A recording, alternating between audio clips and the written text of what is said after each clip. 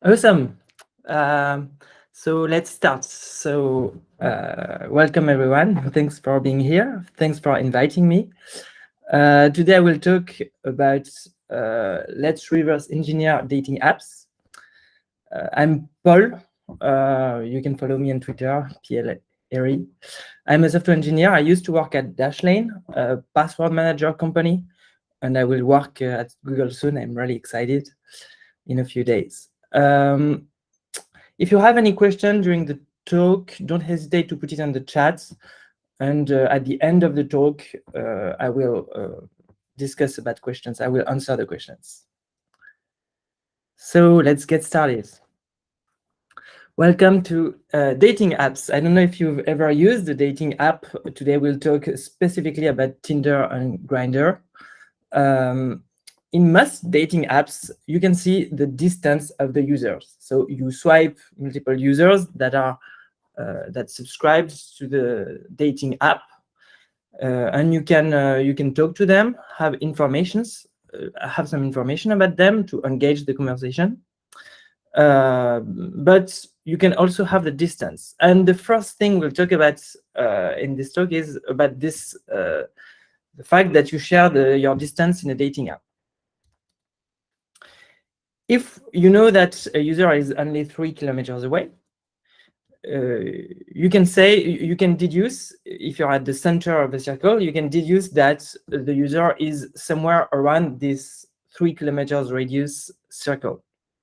So it means that if you move slightly, if you move to another point, you will get another distance, for example, 5 kilometers. So you will be able to deduce that the user is on this 5 kilometers radius circle, somewhere 5 kilometers far from you. So by only moving a little, we can deduce that a user is either at one point on the, I don't know, you can see my mouse, right? Yes, you can see my mouse. You can know whether the user is here or whether the user is here. No, you can know that the user is, either here or here. And so with a third position and a third distance, you can deduce exactly where the user is. So this is called triangulation. You probably heard about that before. So this means that, indeed, on dating apps, by having by moving at 3 different places, we can deduce where a user is exactly. So the conclusion is, if we want to build a dating app which respects the privacy of the user, we should never give an exact distance to the user. We can give an approximate, maybe, distance to the user, and we'll talk about that later. But you should never give an exact distance to the user, because it would allow precise triangulation, so it would leak the location of the users. So have you ever heard of Grindr? Grindr is a dating app for gay people. It's a really popular one. Here is Grindr has a desktop safe for work version, which looks like an office a computer interface, but it's actually people. It's actually people here. So Grindr is basically a grid of people around you, and you can interact with these people, talk to these people, and you see the distance of. You can see everyone's distance. But what we can see, and especially on the bottom row, is that the distance is precise to the meter. On the interface, at least, the distance is precise to the meter. So we can know who is 4 meters away, who is 5 meters away. It's common in big cities that there are a lot of people really near you. So we did an experiment with my friend Mathis, who went to Abbeal, I think, during a talk a few months ago. We did an experiment. We tried to just reverse engineer to see how the API of Grindr, what did the API of Grindr look like, and we automated that. And it was super, on Grindr, a second mistake of Grindr, it was super easy to simply check the API request and automate it.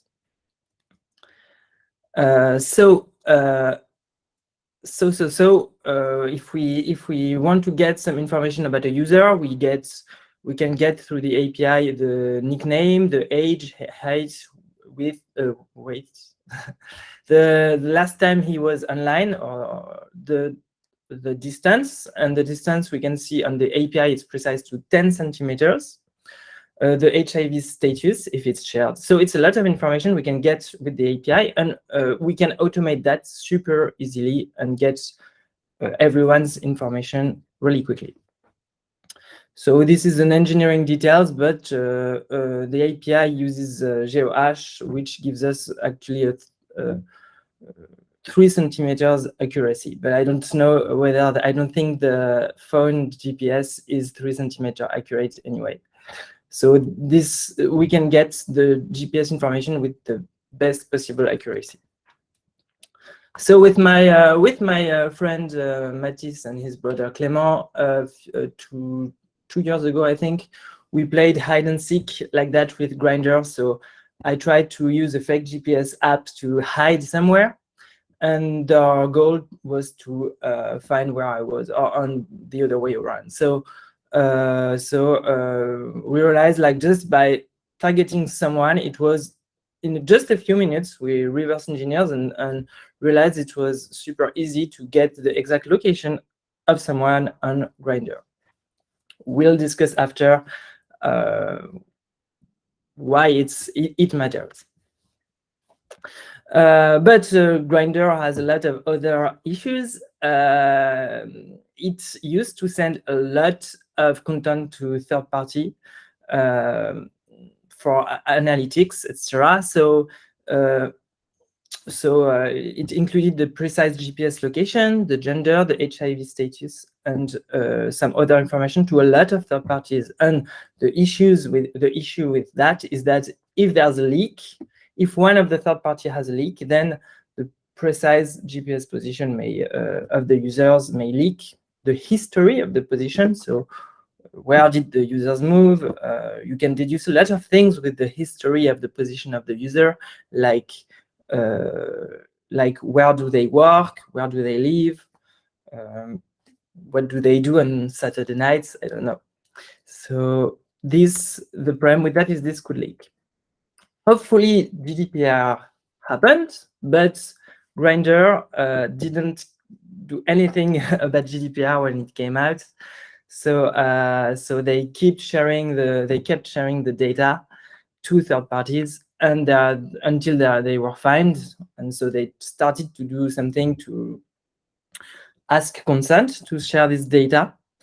There's a lot of small stories about Grindr not really caring about either security or privacy. I've read recently a Twitter thread about how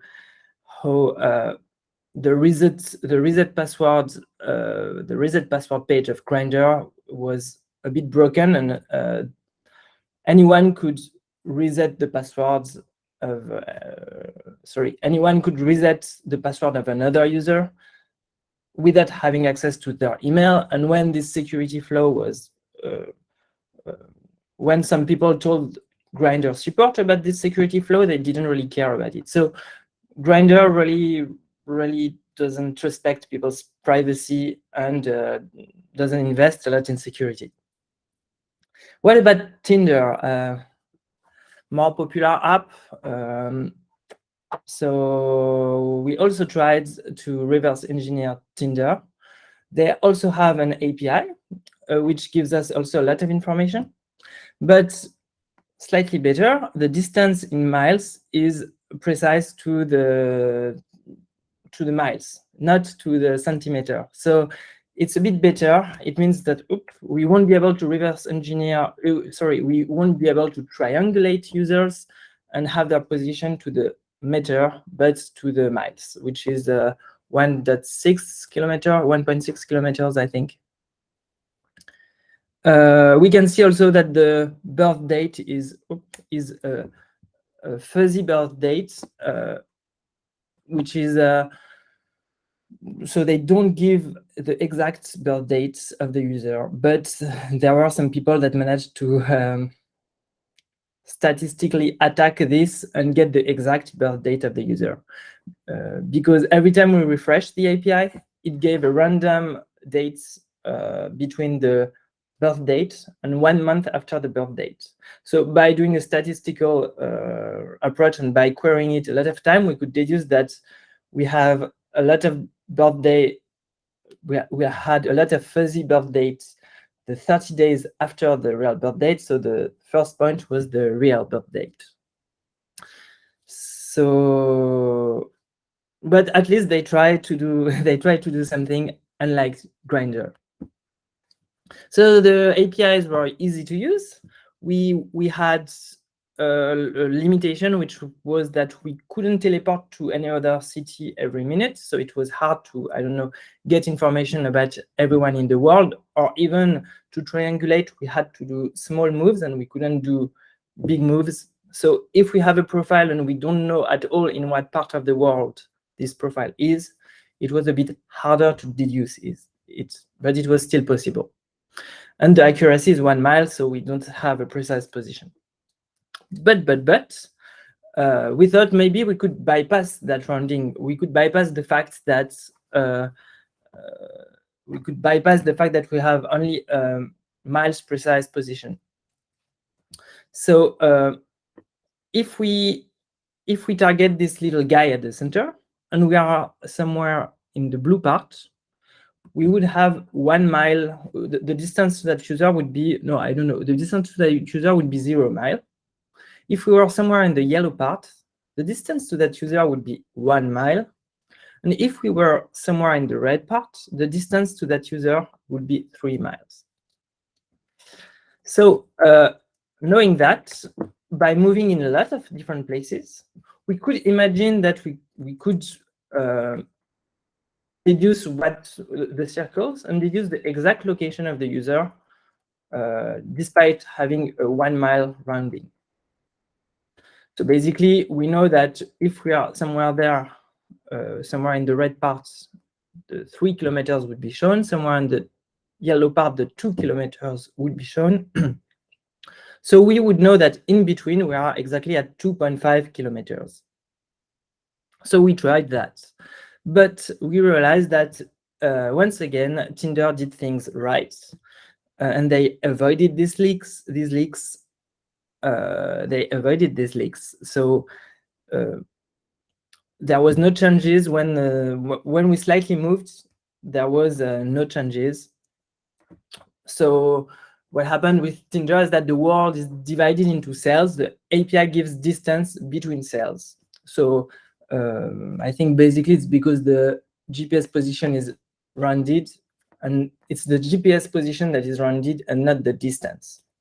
So if I was in the if I was there on the top left and I tried to have the distance of someone in the bottom right, I would get I don't remember 0 or 1 mile. But if I had a friend which was just where my mouse is right now, you can see my mouse.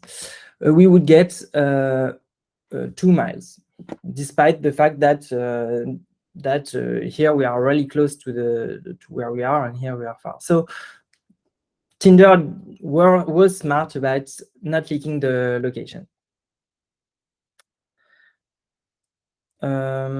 So a question we may ask ourselves is, if you were to build a dating app, how can we protect privacy while maintaining a perfect UX?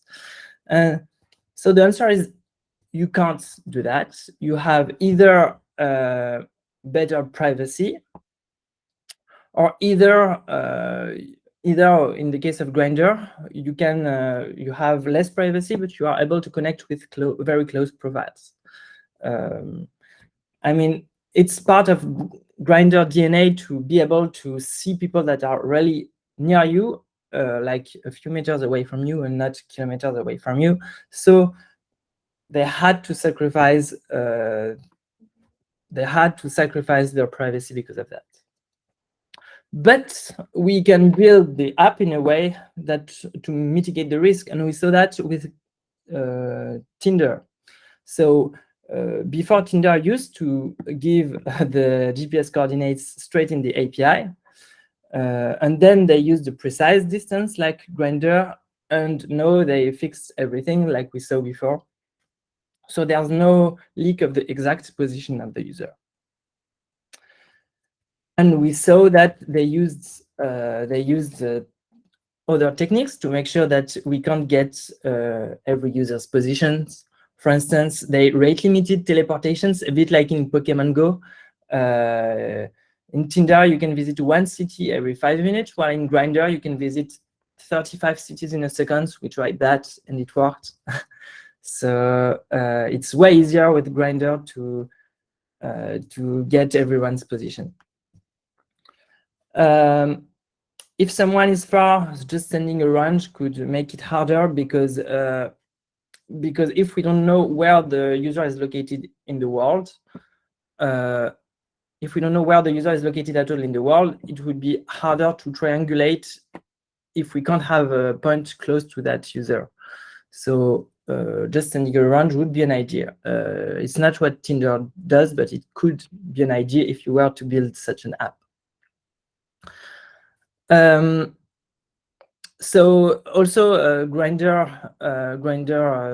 propose the distance really precisely, but they could offer a way. They could have offered a way to use it with a rough position and or not share exactly the position. So Grindr has this option to not share the distance to not share your distance, and it looks safer if you want to disable this option. But even disabling the fact that you share your distance, you are still you can still see profiles ordered by distance. So it's easy to deduce the distance of someone who hid its distance. You just have to have someone to check someone just before and just further and closer from you, and you can deduce the person's distance. So in Paris, it's super easy because there's a lot of users already there, so it's easy to deduce that here Vietnamese is 5 meters away. But in other cities, you could create fake profiles to try to deduce the exact distance. There's also something called security through obscurity. So it's about obfuscating the code, making the APIs unreadable. It will slow down a script kiddie who, like us, who just play with Grindr. Like if the API was not as simple as what we see on the left, but looked like what we see on the right, it would make the task tougher for us, not for government agency, but for us. So for instance, Deezer and Spotify make it complex to extract the MP3 file while keeping a good UX. Before, there was tons of tools to get the MP3 from Deezer and Spotify. No, I think there are still a few tools to get them, but they just added a lot of layers of encryption, weird stuff, just to make it complex to just get the MP3 file. But they didn't want to change their UX, and they are forced to send the MP3 files of the songs. But just by making it harder, there were less script kiddies who made plugins to get MP3 files, audio MP3 files from Deezer or Spotify. But as I said, it only slows down the reverse engineering process. It's not at all security. It's not really security. It's just risk mitigation. And even with a complex API, we could automate a browser to get the distances without having to understand the APIs. I have a friend who did that. Instead of understanding the API, you automate the fact that you open a Chrome browser and you read the distance from the Chrome browser. Other ideas, so improve rate limiting. We talked about teleportations, but even API calls. So with Grindr, there is a limit per account, if I'm not mistaken. So we saw it's around 35 calls per 15 minutes. but with, for instance, Facebook or Instagram, they have really strong protection, and they have really smart rate limits, like 3 per second, 5 per minute, 60 per hour. And so this makes harder for a script kiddie like us to get information about the users, because we can't just run a script that does the 35 calls in the same seconds. We have to run a script that takes 50 minutes to run, to make 1 call every 3 seconds, and it makes things harder. Malicious clients detection. So there are ways to just detect that the user is not a bot. For instance, Google reCAPTCHA v3 watches front-end actions and give a rating out of 10 whether he thinks that the user is a bot or a real person. There are for mobile APIs, iOS device check and Android safety nets ensure that the request comes from your app on a real, not rooted or jailbroken device. And if we detect that the user may be a robot because he hit a rate limit, or because Google reCAPTCHA v3 told you it may be a robot, you can add soft limits like real CAPTCHA, or just send an SMS to make sure it's really the user. No, big part. I didn't see if there were questions in the chat. Not yet. Maybe not yet. Yeah. Awesome. So now we can discuss why is it important. Okay, we saw that some information when you create a profile on a dating app, there is a risk that some people may get every information about you. But why does it matter? Maybe you have nothing to hide, and we'll talk about that in that section. So an example is Alexandre Benalla, Macron's security officer. He was chatting with people on Tinder, and this made a big, a big gate, because he could have leaked the president's locations to other countries, for instance. So some tabloids realized that he was on Tinder, his name was Mars, and he was even sending privately selfies with the president. But sometimes, like the president was did not share all his agenda, but Alexandre Benalla may have leaked his position without even realizing, because he didn't know about. Most people don't realize about the privacy issue. So it's important to spread the word. Another issue was Strava, a fitness tracking app. So people were running and sharing their runs with the Strava app, but this app had a location leak, and it leaked the location of everyone doing a run. And for instance, it leaked the location of secret US Army bases, because some military person were simply doing a run, sharing their location with the app, not realizing that it may have a privacy issue, and it leaked the location of some secret US Army bases, some non-public at least. So these are two examples. Of why sharing your location may be helpful, and we will in the next part discuss with you a bit more about it. I just have one bonus experiment. Maybe I can do that here. So it's a tool called Pimize. If you, especially on Grindr, maybe you don't share your name, and Tinder you don't have your nickname, so maybe it's hard to do a link between who you are and your Tinder profile. But this tool is a tool used by I guess by some government agencies, and there are a lot of tools which do the same, which are there to link a photo with a profile. So for instance, if I take a photo of myself, so here,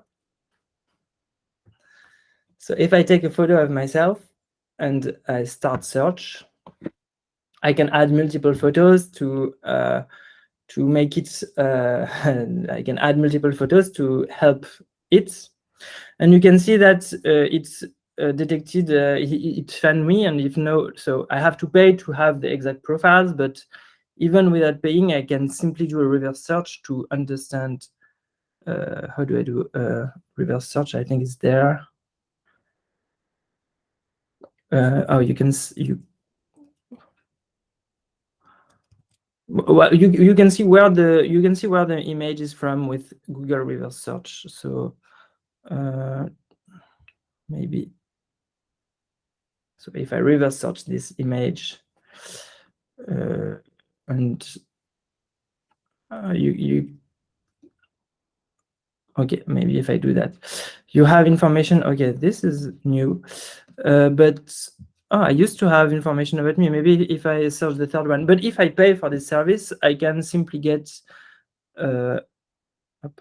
If I pay for this service, I can simply get my profile, and yeah, usually it gets me my real name, etc. So a bot could simply get the user's photos, put that on this website or in an alternative website, and get your real name and your real information, which is most people don't realize that when they create a profile, even without putting their name, there is a risk to have your name leaked. And that's it for the presentation part. Now, I thought we could discuss a bit about why it's. I discussed about how we could create a dating app which kind of respect the privacy, and underline that some didn't really respect your privacy, like Grindr. But maybe maybe some people think, okay, if I'm a government agent or if I'm a Macron's security officer, I shouldn't use a dating app. But I think there are some arguments for why you should care about your privacy, even if you have nothing to hide. There's an Edward Snowden sentence that I really like, which says that privacy is like free speech. You don't fight for it just for you. You fight for it because a society with free speech or a society with privacy is a better society. Because if we live in a world where we casually use all these apps that don't care about privacy, someone for who the privacy is important, like typically Edward Snowden, but even Macron's security officer, or like, I don't know, a person who's being harassed, I don't know. If we create a world where privacy is important, it helps not only you, but the people and the society. And there's another argument that says that, another point, which is that if if you build like if you have a society with privacy in mind, it helps people be themselves. Because if you live in a house where there are security cameras everywhere, you won't even react or live the same way. You won't, I don't know, for instance, if you are not like other people's, for instance, I don't know, if 100 years ago we lived in a society with privacy, with no privacy, it would be harder for people to assume that they are homosexual, for instance, or assume that to be who they are. Like it's exactly like if there was a camera in my home, I wouldn't like, if I go in an Airbnb with a crush and there is a camera, I would not like, I would behave with my crush really really I wouldn't be able to be myself. So that's another point of on why privacy is important. And I don't know if you have any thoughts on that. Maybe you can talk. I see there is a comment on the chat. And so So I will read the comment. I'm surprised that public figures like politicians use foreign software to communicate. Isn't there a rule to use software developed by their own country, which is more trusted?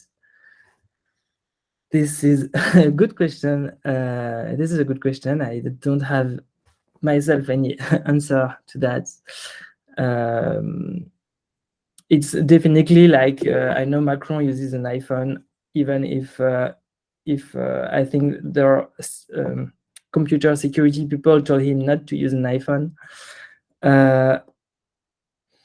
So I guess I guess it depends on the country, but I don't have any answer to that. Maybe someone in the chat has an answer to that. What was the process to reverse engineering the dating apps APIs? Did you just sniff your network? Actually, it was even easier than that for Grindr. We just opened the Chrome developer tool. So I just went to Grindr, the web version of Grindr that you saw with Safe for Work with a Safe for Work mode. And I opened Chrome Developer Tools, went to Network, and just saw all the APIs there in clear. So it's definitely easier with a web-based dating app than with a mobile-based dating app, where we would have to sniff the network. Yeah, not only 100 years ago. Yeah, it's still the case in many countries. No, yeah, and totally. It's totally true. And it's also another big topic. But I was not only thinking about only homosexuality in my head, but like there's a lot. Even today, there's a lot of topics. There's a lot of like people who think differently, and it's important that they are able to be themselves without any surveillance, even if even themselves think that they have nothing to hide. And I've seen, Stefan, you've raised your hand. Do you have anything more to add, or maybe a question to ask? Yeah, in fact, for the French government, I worked in the past with the French government when I was at Accenture for that. And there is some rules to use some app developed in France. But since there is no phone or no network like switch or routers or stuff like that made in France anymore, we can't use that. And definitively for app, it depends on the ministry, because some have really special requirements, like for the army. I worked with the army, in fact, and they have really strong requirements, which as development should be based in France with a French company. Even if it was Accenture, it was a worldwide company. It was the only French branch who can work on this project and stuff like that. So yeah, it's normally we should use. Also, we should use open source apps for that, because there is some proposition from the government to use more open source app instead of closed source app. But if we can speak about transparency and security, I think recent development made for COVID by the French government was not really secure at all, in fact. So yeah, I'm not sure something made in France is more secure. Also, I have a question for you. I really appreciate your speaks, and it was really interesting thoughts, but it's not hard to work you will work for Google like a big tracker and have this kind of things in mind? Because for me, I refuse some offer for just because of that. So maybe the first part. So first about the first part. Yeah, indeed. They at least, even if I guess even if this is made in other countries, they try to secure it in France and use French contractors to secure them. But I've read a paper. I remember reading a paper a few years ago about Macron wanting to use his own iPhone while there was an Android fork developed, an Android phone with an Android French fork secured for secure communications. But like I guess like Macron just wanted to use the iPhone he always wanted to use, so they had to adapt with that, and even like even I don't know, in the US there were a lot of leaks, like I think Hillary Clinton was using a Yahoo mailbox, and it Yes, leaked. a own private mailbox for sharing presidency information or stuff like that. Yeah. Yeah, exactly. But it was American at least. Yeah. Yeah, it's not only being developed in I mean, Yes, luckily. American politics who use Grindr. It's not because it's made in the US that Grindr is secure. You also have to make it secure. Yeah, yeah. And I didn't really get the second part. It was that I will be working at Google soon, so I don't have Yeah. information about what. No. I mean, was Google is a big tracker, and try to get all the data they can. And you are speaking about how to secure your data. Yes. And it's exactly the opposite of what Google needs. Yes. Most of the time. Well, still, I should they work on that part. How to mitigate the fact that you can't build. You can build some tools with privacy in mind. So I used to work at Dashlane, which is built with privacy in mind. Like Dashlane is a tool which stores passwords, and even the Dashlane employees have no ways of recovering this password if the user loses his master password. So you can build the thing with the privacy in mind. So there are some things like I tried to show you that with Grindr it's hard to build it with privacy in mind. You can build it with privacy in mind, but you can't build a 100% secure products. But you have a lot of way to mitigate the fact that there may be some leaks. Yeah, Google is not known for privacy. That's a good point. But yeah, there are different ways of thinking there. I myself, I'm not someone who moves to all my stuff to. I try to move my stuff to a privacy focused company, but I feel Google still does a lot for privacy. Like still, there are worse actors. I mean, they are not Grindr for sure. You can easily see what you share, delete what you share. Well, I'm not an expert about how Google handles privacy, but like I will work on YouTube, and I myself uses YouTube every day. I don't use an alternative to YouTube, so my goal is to make YouTube. Is there any alternative on YouTube? Is there any alternative? I mean, real one?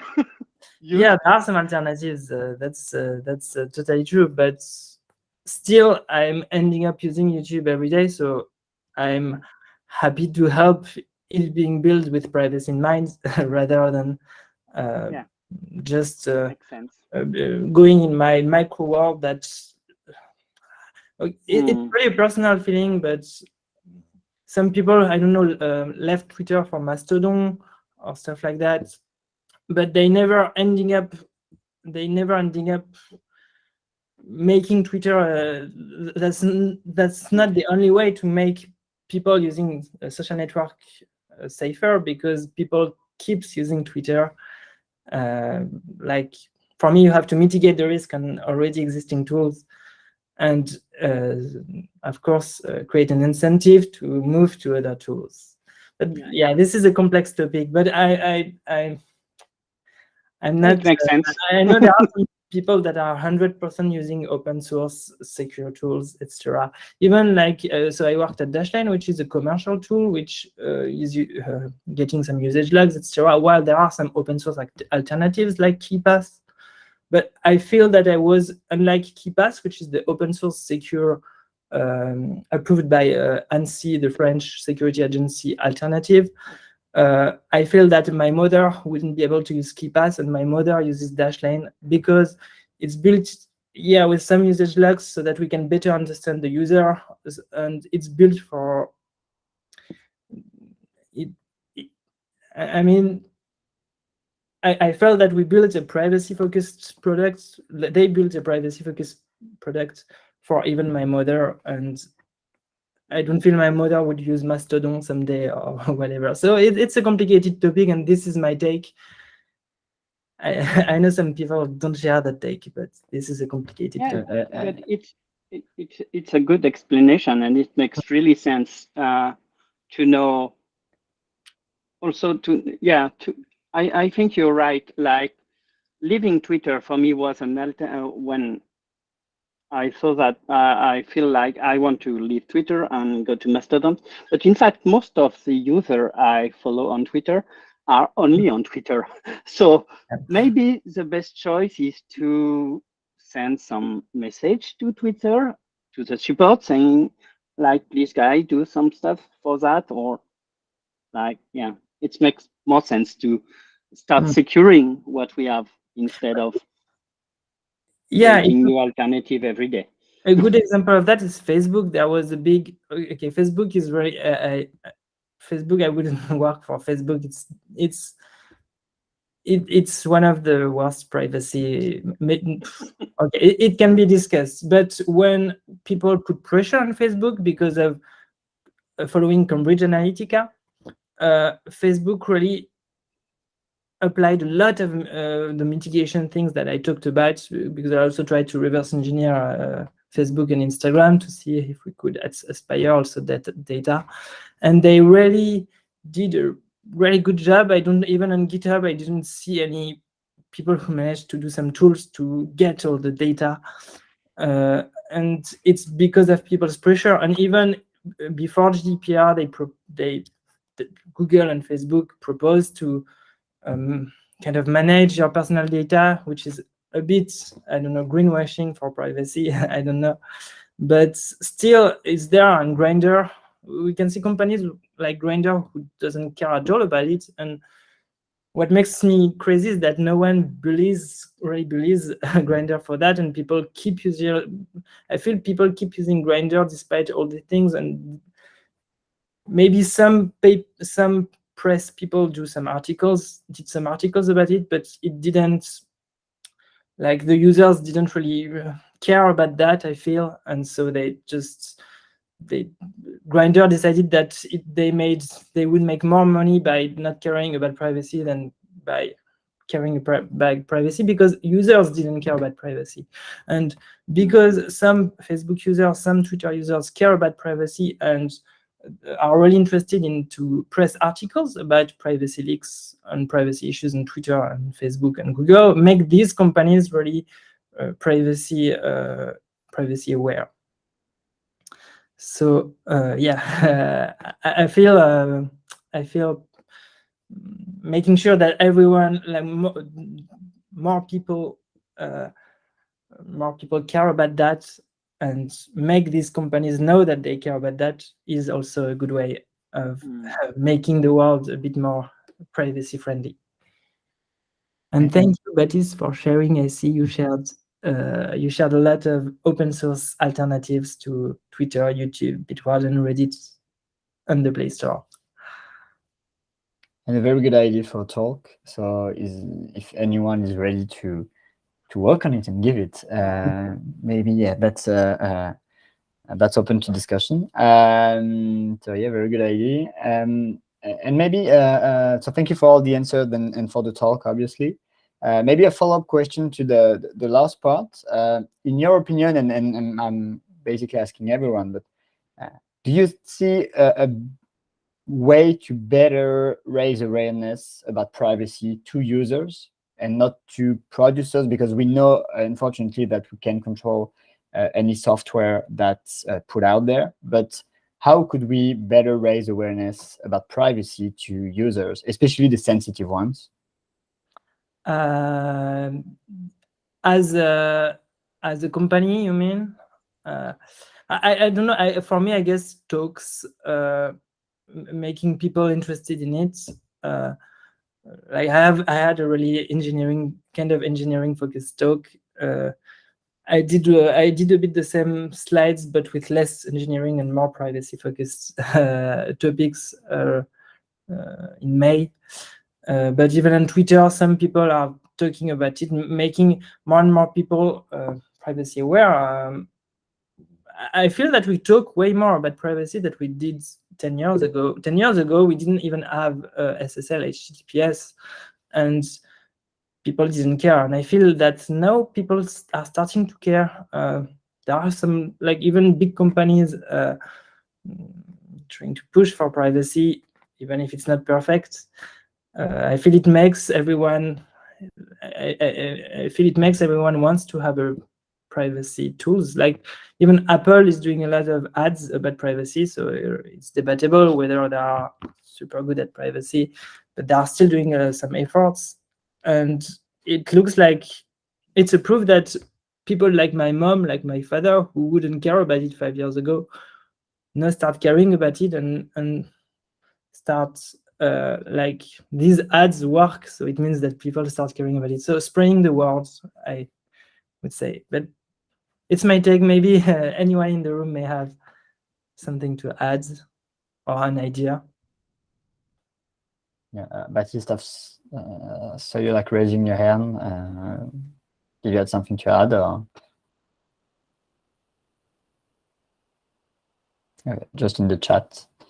Cool website that resumes the privacy policies of biggest websites. Yeah. Thank you. Thank you for that. And yeah, if you tend to accept privacy policies without reading, that's also something. How can anyone actually digest any big policy, like privacy policy on any website? Yeah, that's, I guess, another topic, another question. But yeah, I guess maybe this website is good for that. I didn't know about this website that Baptiste shared. I don't have any answer to that myself, but this website, maybe there's something to be done by the company, and maybe they don't want to or can't or whatever. It's, I guess, open and debatable. But to make everything about privacy and the policies, the actions a bit more open. But I guess, yeah, it's complicated to match that with business most of the time. So yeah. That's the main issue. But it's great that GDPR happened. Like we don't just have to read that we will share our email to many third parties. Now we have to give an opt-in consent to share some things to a third party, which is great. And I hope there will be new European laws to help with data protection. Yeah, Stefan? Yeah, there will be a new law coming in, I think, in next September, a European law, which force company to explain in normal term and not legal term the privacy to have something readable and understandable for everyone. But it will be only for European countries. So I don't know. I think it will not be like GDPR. It will not apply to US company or even Japanese company. So yeah, but at least in your own language, you will be able to read and maybe starting understanding what you're reading. It can actually help spreading the word, as Paul was saying. Yeah, piece by piece, getting people to actually understand what's up. And another idea, by Baptiste, with a mandatory equivalent of the Nutri-Score for website related on privacy policies could be cool to implement at European scale. So the Nutri-Score, for any non-French or someone who haven't been in French for a long time, is a nutrition score we have now on products, on food products in France. So it's mandatory. It's a bit debatable as well, but it gives you some insight and idea about the quality, nutritional quality of a product. So anyway, yeah. Okay. It seems like the website that is shared, like with some score, with some grade, like from A to I don't know. I see E. Maybe the maximum is E. And because we talked a lot about open source, we talked a bit about open source, and it's not the only. It does not guarantee having an open source software does not guarantee that you have a privacy focused or secure software. It helps, of course. I see, for instance, I used to work at Dashlane, and I see Baptiste gave the example of Bitwarden, which is still a commercial company with commercial interests, which just made their code publicly available, but that didn't mean that they did anything to secure to make their code privacy friendly. Actually, if you look at their code, it's not perfect code, but you have other better than Bitwarden. You have KeePass, which is less user friendly because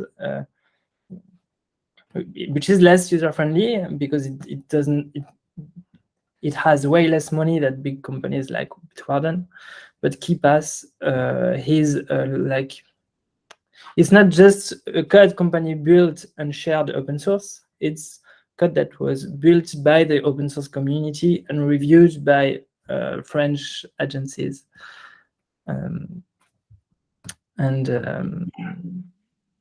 so, yeah, just open source doesn't mean 100%. It's better to have open source code.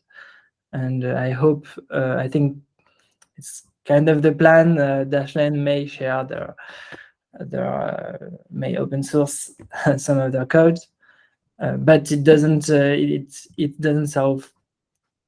It's not because it's open source that it's perfect. We still have to be aware of that. Google and Facebook share many open source projects. Yeah. So yeah, definitely. That doesn't mean And I'm not sure Bitwarden is open source. Sorry. Bitwarden is free, and you can read the code, but I'm not sure it's open source. I think the license is not permissive. But that's the definition for me. The definition of open source is just sharing the code, which is what Bitwarden does. But indeed, I feel they just did that to check that checkbox that's for marketing reasons, and which is good. I mean, it's good that security researchers may just look at the code, and that may help them find security flaws. But it's not even approved that the software that they distribute on their website has not been altered or modified compared to the open source part. But it's a good point to check. It's good. It's a good thing. But yeah, as you said, Google has a lot of open source projects. Doesn't mean anything.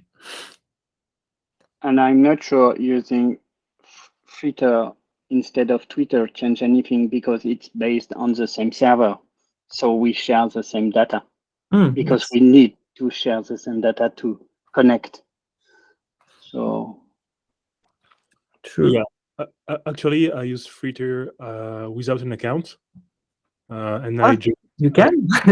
Yeah, you can subscribe to people, and just you save locally, and you have to save your subscriptions, your followers on your phone or out there, like this. Nice. I will move. It would be great if you want to talk about all these tools. It could be. Yeah, NewPipe actually is very good also for YouTube. And same thing, you have subscriptions and you save locally on the file.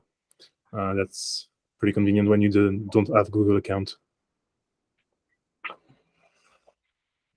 Sure. But and since our time is almost up, sorry, Stephen. I'm just seeing that our time is almost up. So I guess we're gonna end out, even though I think we could talk for hours, but we're not gonna take any more time for Paul, who was very generous to come to us today and have this talk. As a kind of final word, I'm sharing 2 threads by Mathis, so Paul's friend, about a leak in a kind of political app a few months ago. Anyway, it's very interesting to read because it raises the fact that pushing the app to be open sourced kind of pushed the app to be more secured. But in the meantime, and you'll see that in the second link I just sent, there's another topic and issue with that related to government and the co-founders of the app, whatever. You'll see that if you don't know this story, it's very, very interesting and talks about kind of the same aspects of security, privacy, political bias, this kind of thing. Oh yeah, if you have your Twitter account ready, Paul. Yeah, it's in the invite, I guess now. Yeah, it should be in the event summary. And it was in the slide, so you get on the replay of the slide. And I just had maybe a final question. I saw YouTube icon on one of the slides about the video with Mathis and Clément. Is it available somewhere? Yeah. Yeah. Yes. I don't have the link. I guess you can just type age 25. Maybe if I share my screen, I guess if you type reverse engineer in French, reverse date de rencontre, I think I'm just checking the. I'm not even sure what the video name is, but it's a good point. Yeah, I'll try to find it and I'll share it with everyone. It was live. Yeah, it was live. We did Tinder like 1 year before, and we did a whole live only on Grindr. Yeah, you just type reverse engineer des apps de rencontre, and you should see it on YouTube. It's the first link. Amazing. Well, we'll check it out. We're going to cut just now. Thank you so much, Paul, for being here with us today and giving us this amazing talk. I think we got a lot of passion and interest from it, obviously. Good luck with your next job. We're starting pretty soon, if I remember correctly. So good luck with that. All the best for you. I think we can be pretty confident to know that people such as you, as working for big tech companies, maybe to move things around from the inside. That's kind of the hope. Let's go with that. So yeah, thanks again a lot. Thank you for the different links in the chat. It's all recorded as well. And yeah, let's talk at some point later again. And thank you everyone for being here, for listening and sharing with Paul. And thank you again, Paul, for everything. Bye, everyone. Bye. Thank you. Thank you.